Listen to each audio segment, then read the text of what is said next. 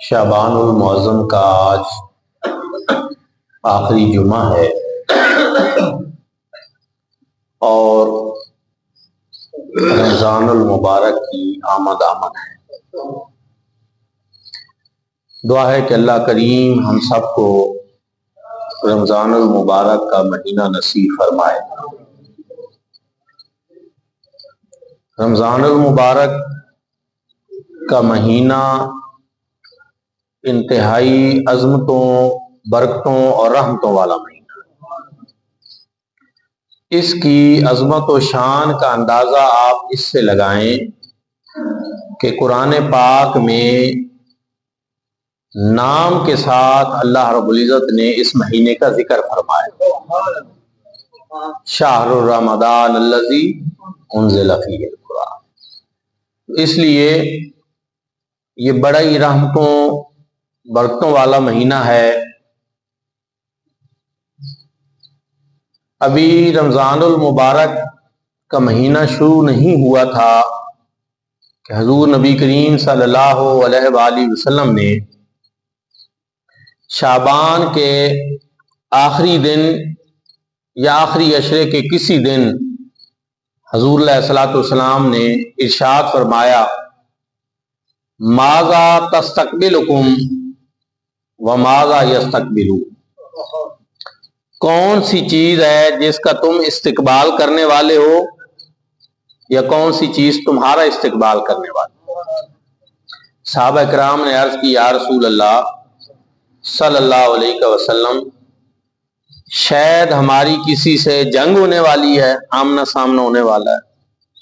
حضور علیہ الصلوۃ والسلام نے ارشاد فرمایا، نہیں، بلکہ تمہارے اوپر اللہ رب العزت کا ایک عظیم مہینہ آ رہا ہے، جس کے دن کے اندر اللہ رب العزت نے روزوں کو فرض قرار دیا اور جس کے اندر رات کے قیام کو اللہ نے تمہارے لیے نفل قرار دیا، اور جس میں فرضوں کا ثواب 70 گنا بڑھا دیا جاتا ہے اور نفلوں کا ثواب فرضوں کے برابر کر دیا جاتا ہے، اور اس میں ایک رات ایسی آتی ہے جو 1000 مہینے سے بہتر ہے۔ تو حضور نبی کریم صلی اللہ علیہ وسلم کا رمضان المبارک سے قبل ہی رمضان المبارک کے استقبال کے لیے یہ خطبہ ارشاد فرمانا، یہ رمضان المبارک کی عظمت کی دلیل ہے، اور یہ ہمیں پتہ چلتا ہے کہ رمضان المبارک کے لیے پہلے سے تیار ہونا چاہیے۔ اگر کسی عظیم مہمان نے گھر آنا ہو اور بندہ اس کے آنے سے پہلے ہی اپنی آل اولاد کو، عزیزوں کو یہ بتانا شروع کر دے کہ جو صاحب آنے والے ہیں ان کی یہ خوبیاں ہیں، ان کے لیے اہتمام کرنا ہے، گھر صاف کرو، تیاری کرو، تو یہ کیا ہے؟ یہ آنے والے مہمان کی عزت افزائی، اس کی عظمت و شان اور اس کی تعظیم اور اس کی محبت کی دلیل ہے کہ پہلے سے تیاری کی جائے، ماحول بنایا جائے۔ تو رمضان المبارک کے لیے بھی یہ ہے کہ اہل ایمان کے اوپر یہی ہے کہ وہ رمضان المبارک کی آمد سے قبل ہی ایک ماحول بنا دے، ذکر رمضان ہو، رمضان المبارک کی آمد کی تیاریاں ہوں، اہتمام ہو، اور یہ سب کچھ حضور نبی کریم صلی اللہ علیہ وآلہ وسلم کے معمولات میں سے ہے۔ یہ حضور علیہ الصلوۃ والسلام کے معمولات میں سے۔ آپ اندازہ لگائیں کہ رجب کا مہینہ شعبان سے بھی ایک مہینہ پہلے ہوتا ہے، لیکن اللہ رب العزت کے محبوب کریم صلی اللہ علیہ وسلم جب رجب کا چاند دیکھتے تو دعا مانگتے، اللہم بارک لنا فی رجب و شعبان وبلغنا رمضان، اے اللہ ہمارے رجب اور شعبان میں برکت عطا فرما اور ہمیں رمضان کا مہینہ نصیب فرما۔ یعنی 2 مہینے قبل رمضان سے، شعبان اور رجب کا چاند طلوع ہو رہا ہے، تبھی سے دعائیں مانگی جا رہی کہ ہمیں رمضان کا مہینہ نصیب فرما۔ تو اس میں اتنی برکت ہے۔ حضور نبی کریم صلی اللہ علیہ وآلہ وسلم کا رمضان کو پانے کے لیے دعا مانگنا یہ کوئی معمولی بات نہیں، یہ بہت اہمیت کی حامل بات ہے کہ اس میں اتنی رحمتیں ہیں اللہ پاک کی، اتنی برکتیں ہیں۔ حضور نبی کریم صلی اللہ علیہ وسلم اس کا استقبال فرماتے تھے اور اس کے لیے تیاری فرماتے تھے۔ صحابہ کرام رضوان اللہ تعالی علیہم اجمعین کے معمولات میں سے میں نے یہ پڑھا کہ جب رمضان المبارک آنے لگتا تو وہ 6 ماہ پہلے رمضان المبارک کے آنے کا انتظار کرتے، اور جب رمضان المبارک چلا جاتا تو 6 مہینے کے جانے کا غم ان کے ذہنوں میں رہتا۔ اتنی زیادہ محبت تھی اہل ایمان کو رمضان المبارک کے مہینے کے ساتھ، برکتوں اور رحمتوں والا مہینہ، اپنے رب کو راضی کرنے والا مہینہ۔ حضور نبی کریم صلی اللہ علیہ وآلہ وسلم کے جو معمولات احادیث مبارکہ میں اس مہینے میں ہیں، ان میں سے کیا ہے کہ حضور نبی کریم صلی اللہ علیہ وسلم اس مہینے کے دن کو روزہ رکھا کرتے تھے، رات کو قیام فرماتے، قیام اللیل، نماز تراویح کی صورت میں، نماز تہجد کی صورت میں، نوافل کی صورت میں، اور پھر کیا ہے تلاوت قرآن پاک۔ یہ حضور نبی کریم صلی اللہ علیہ وآلہ وسلم کے معمولات میں سے۔ حضور علیہ الصلوۃ والسلام ہمیشہ رمضان المبارک میں قرآن مجید فرقان حمید کا ایک ختم فرمایا کرتے تھے، اور بہترین چیز یہی ہے کہ قرآن مجید فرقان حمید کا ایک ختم کیا جائے۔ حضور نبی کریم صلی اللہ علیہ وسلم کی یہ سنت مبارکہ ہے۔ ایک سے زائد ختم جو ہیں اس پر جو ہے احکام فقہ کے جو ہیں وہ یہ ہیں کہ ایک سے زائد ختم ایک رات میں نہ کیے جائیں، ایک رات میں نہ کیے جائیں، اور 3 راتوں میں قرآن مجید فرقان حمید کا ایک ختم کیا جائے۔ وجہ کیا ہے اس کی؟ وجہ یہ ہے کہ اگر آپ جلدی میں قرآن پاک پڑھیں گے تو قرآن پاک کے رموز و اوقاف، اس کی ترتیل اور اس کی خوبصورتی اور پڑھنے کے آداب، ان کا لحاظ نہیں رکھا جا سکے۔ فی زمانہ جو ہماری مساجد میں نماز تراویح ہوتی ہے، نہایت دکھ کے ساتھ کہنا پڑتا ہے کہ اس میں ان چیزوں کا خیال نہیں رکھا جاتا۔ اس پہ میں حفاظ کرام کی خدمت میں بھی گزارش کروں گا اور آپ لوگوں کی خدمت میں بھی گزارش کروں گا کہ دونوں کے لیے ضروری ہے کہ حافظ صاحبان بھی خیال رکھیں، سپیڈیں نہ لگائیں، ادب کے ساتھ محبت کے ساتھ تھوڑا پڑھ لیں، لیکن ادب کے ساتھ، محبت کے ساتھ، ترتیل کے ساتھ، تجوید کے ساتھ، خوبصورتی کے ساتھ پڑھا جائے قرآن پاک۔ کوئی فرض نہیں ہے یہ ایک ختم قرآن پاک بھی فرض نہیں ہے، تھوڑا پڑھ لیں، لیکن غلط پڑھنا، غلط انداز سے پڑھنا اور بے حرمتی کے انداز میں پڑھنا یہ تو گناہ ہے، اس سے بچنا بڑا ضروری۔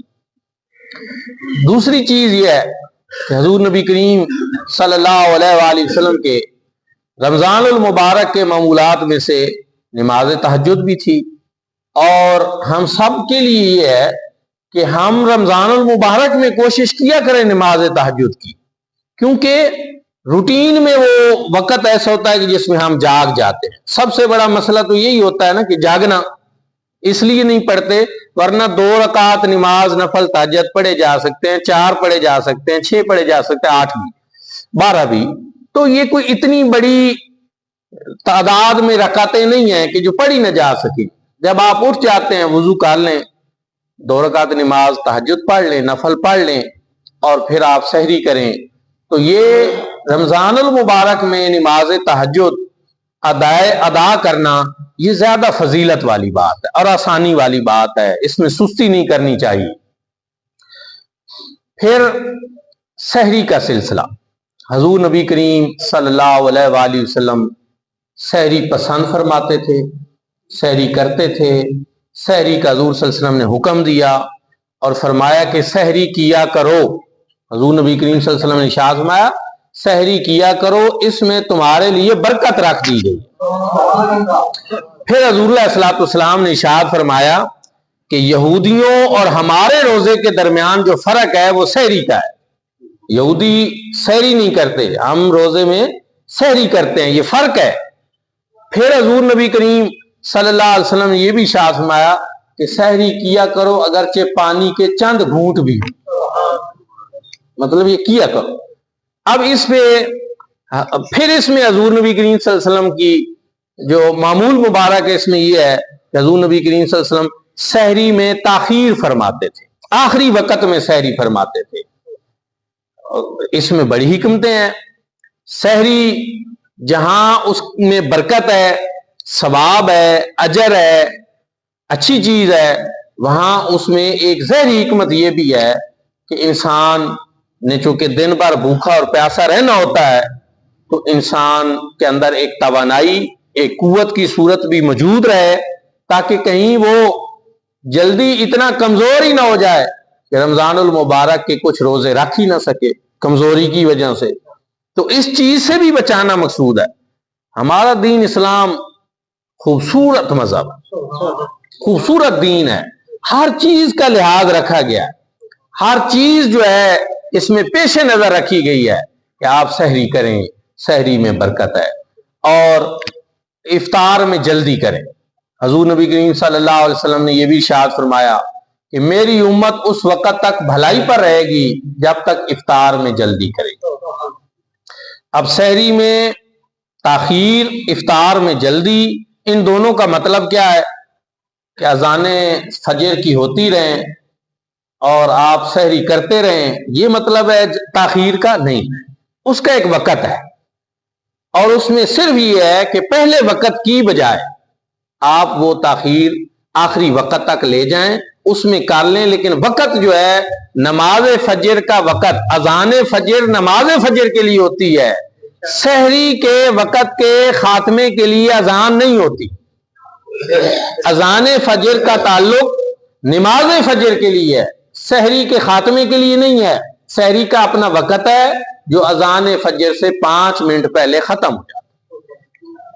اب آپ کہہ سکتے ہیں کہ پرانے دور میں بزرگ جو ہوتے تھے وہ تو اذانوں کے ہونے تک بھی کھانا کھاتے رہتے تھے، یا اذان پہ روزہ جو ہے وہ بند کرتے تھے اور اذان پہ افطار کرتے تھے۔ تو اصل میں اس دور میں اتنی سہولیات نہیں تھی، اتنے مسائل کا لوگوں کو پتہ نہیں تھا۔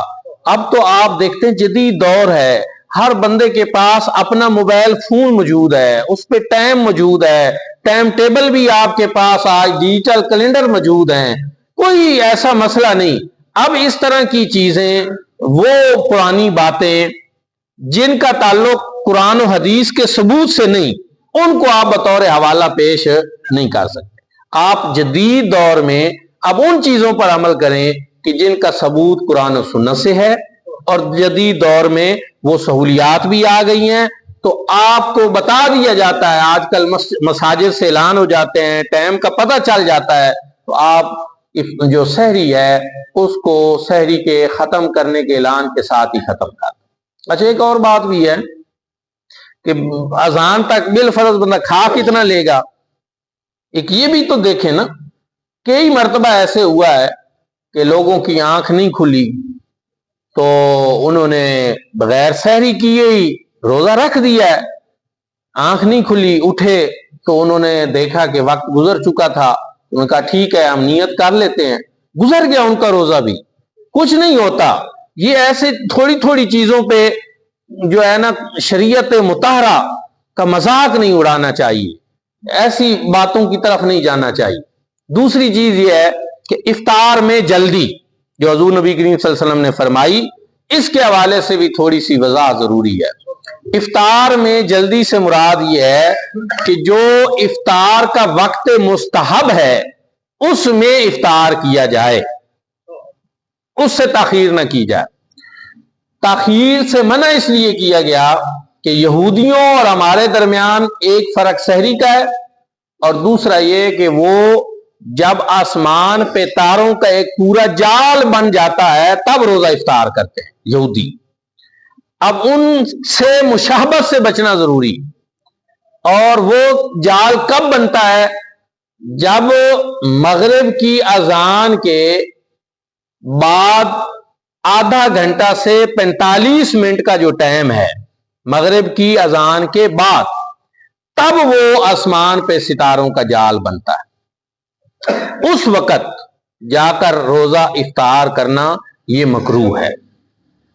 45 मिनट बाद इफ्तारी, रमजानुल मुबारक में मगरिब की अजान के बाद 45 मिनट बाद तकरीबन टाइम बनता है।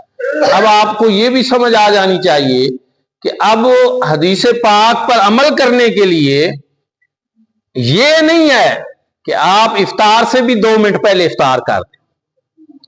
ये नहीं, वक्त इफ्तार है, उसकी निशानियां बताई गई हैं हदीस मुबारका में, और जब वो पूरी हो जाएं तो फिर आपने इफ्तार करना। और अमूमी तौर पर हमारे जो कैलेंडर बनते हैं तो वो उसमें इन सारी चीजों का बड़ा लिहाज और पास रखा जाता है। वो जल्दी भी उसमें जो चाहिए वो उसमें मौजूद होती है, और जितनी चाहिए उतनी मौजूद होती है, ताकि 1 मिनट भी, आप बात समझें, 1 मिनट भी वक्त इफ्तार से रोजा पहले इफ्तार हो जाए तो रोजा टूट जाता। लेकिन अगर 1 मिनट की ताखीर हो जाए, 2 की हो जाए, 3 की हो जाए, आधा घंटा, मैंने पहले बताया मुस्तहब वक़्त है इफ्तार का, उसमें इफ्तार की वो ताखीर नहीं है तो परेशानी वाली कौन सी बात है? और इसमें ऐसी कौन सी बात है कि जहां पूरा दिन गुजार चुके हैं वहां आप 1-2 मिनट के बेहतियाती करके अपना सारा सवाब ही जाया कर दे। सब्र करें। रोजा किस चीज का नाम है? सब्र का नाम है। यही चीज तो सिखाने का नाम है, इसी चीज की तो प्रैक्टिस है, इसी चीज की तरफ तो हमें आमादा किया जा रहा है, तो वो इसकी असल रूह को ही छोड़ दें तो ये चीजें जो हैं। अच्छा, फिर एक चीज और, हुजूर नबी करीम सल्लल्लाहु अलैहि वसल्लम का जो इफ्तार में मामूलात थे, आप अक्सर खजूर से इफ्तार फरमाते थे या कभी कभी पानी के घूंट के साथ इफ्तार। क्या है, खजूर से इफ्तार किया ताकि जो इफ्तारी का कोई सामान एहतमाम कर सके तो उसके लिए भी कुछ खाना मेरी सुन्नत हो जाए। लेकिन अगर कोई नहीं कर सकता तो पानी के साथ रोजा इफ्तार करना भी उसके लिए मेरी सुन्नत। अमीर और गरीब का फर्क भी रखा, मामूलात बनाया ऐसे ताकि लेकिन जो इफ्तारी में हम करते हैं वो भी सोचने वाली बात। देखते हैं हम कि रोजे की इफ्तारी में बहुत ज्यादा फिर खाने खाकर वो दिन भर की कसर निकाली जाती है, तरावी में ऊँघें आ रही होती हैं, तरावी पढ़ना मुश्किल हो जाती है। तो हर चीज जो है वो एतदाल के साथ अच्छी लगती है, मुनासिब मिकदार में हो। इफ्तारी भी जो है उसमें भी ये चीज आप मलहूज रखा करें। फिर एक और बात कि इफ्तार के वक्त जो बाज दफा मसाजिद में हल्ला गुल्ला शुरू कर दिया जाता है, एक इज्तिमाई इफ्तारियां जब होती हैं तो पता नहीं लगता है कि यहाँ कोई बड़ी जंग होने वाली है। ये चीजें मुनासिब नहीं है। मैंने पहले अर्ज किया कि रोजे में सब्र, तहम्मुल, बर्दाश्त, ये चीजें तो सिखाना मतलूब और मकसूद है। इसलिए रोजे की रूह पर तभी अमल हो सकता है जब आप इन चीजों का ख्याल रखें, और लोगों के लिए अगर इसमें आसानी पैदा कर दी जाए कि अजान मगरिब की हो जाए, लेकिन अगर 5-10 मिनट उनको दे दिए जाएं कि वो इफ्तारी तसल्ली से कर लें तो शरन इसमें कोई हरज नहीं है। ये बात आपने याद रखनी है। गर्मियों और सर्दियों में 1.25 घंटा से 1.5 घंटा वक़्त नमाज मगरिब का है। नमाज मगरिब का वक़्त 1.25 घंटा से 1.5 घंटा होता है। ये नहीं है कि बाज़ दफा हम जो देखते हैं कि लोगों को परेशानी लैक हो जाती है, मगरिब की नमाज लेट हो रही है, नहीं हो रही। 1.25 घंटा से 1.5 घंटा टाइम, सर्दियों और गर्मियों का ये फर्क है, लेकिन बहरहाल 1.25 घंटा कम से कम इतना टाइम होता है। परेशान होने की जरूरत नहीं, आप इत्मीनान से इफ्तारी करके नमाज पढ़ें। क्यों कि यहां भी शरीयत मुतारा का एक असूल और कायदा है, वो ये है कि जब ताम सामने हो, भूख भी लगी हो, تو पहले आप खाना खाएं फिर आप नमाज पढ़ें। ये नहीं कि नमाज के अंदर आपका दिल खाने की तरफ जाए, आपकी तवज्जो हट जाए, क्योंकि मकसूद असल में यह है कि आप जब अल्लाह की बंदगी करें तो उसमें ज़हनी तौर पर पुरस्कून हो और पूरा इत्मीनान, तवज्जो अल्लाह रब्बुल इज़्ज़त की तरफ होनी चाहिए। तो ये शरीयत मुतहरा का असूल है कि जो है पहले ताम और फिर कलाम, पहले खाना खाएं और फिर इसलिए इफ्तारी जो है उसके बाद थोड़ा सा वक्फा अगर कर लिया जाए तो इसमें कोई हर्ज नहीं, लोगों के लिए आसानी रहती है, अपने घरों से बाजमात नमाज में वो पहुंच सकते हैं। फजर की नमाज रूटीन में हम आखिर वक्त में पढ़ते हैं बाजमात, हम अहनाफ जो हैं, तो वो इसलिए कि हुजूर नबी करीम सल्लल्लाहु अलैहि वसल्लम ने इस बात को पसंद फरमाया कि फजर जो है ना वो रोशन वक़्त में पढ़ी जाए, अंधेरे में ना पढ़ी जाए। अब एक चीज और है कि रमजानुल मुबारक में फजर की जमात जल्दी करा लीजिए, इसमें कोई हरज नहीं। बाद लोग हमें कहते हैं कि पूरे 11 महीने आप लोग देर से फजर पढ़ते हैं, एक महीने में आप फिर पहले पढ़ लेते हैं, तो ऐसा क्यों करते हैं? याद रखें असल मकसूद क्या है देर से पढ़ने में, जल्दी पढ़ने में। असल मकसूद क्या है? तकसीर जमात, कि जिसमें ज्यादा तादाद में लोग बाजमात नमाज पढ़ने का सवाब हासिल कर सकें। आम दिनों में हम ताखीर से इसलिए पढ़ते हैं, लोग रमजान शरीफ वाली रूटीन नहीं होती, इतने चुस्त नहीं होते, अजान होती है जी बस जाते हैं, सुस्ती कर जाते हैं। तो ये कि कोई रह ना जाए, जो वक़्त आखिर तक गुंजाइश जहां तक है, वुसत है, और उसमें भी इतनी वुसत कितनी कि अगर एक जमात हुई है और उसमें इमाम साहब से कोई गलती हो गई है और किसी वजह से नमाज को दोहराना और लौटाना वो उसकी जरूरत आ गई है, इतना वक़्त रखा जाए कि वो नमाज दोबारा अदा की जा सके।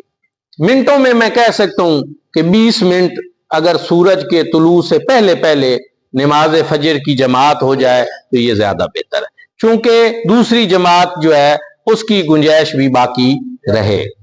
लेकिन रमजानुल मुबारक में अजान फजर के बाद लोग जागे हुए होते हैं, खाना जब सहरी खाते हैं, पानी ज्यादा पीते हैं, नींद का फिर गलबा हो जाता है, तो अगर उसमें ज्यादा वक्फा डाला जाए तो फिर हो सकता है कि लोग सो जाएं, सुस्त हो जाएं, नमाज में गफलत हो जाए। तो इसलिए अगर अजान के बाद सुन्नतों का टाइम रखकर उसके बाद जल्दी से जरा जमात करा ली जाए तो इसमें शरन कोई हरज नहीं है। तकसीर जमात जो मकसूद है वो इसमें पाई जाएगी, लोग ज्यादा तादाद में जमात के साथ शरीक हो जाएंगे। फिर किसी ने आराम करना हो तो वो आराम कर ले, जो अपने मामूलात करने हो तो कर ले।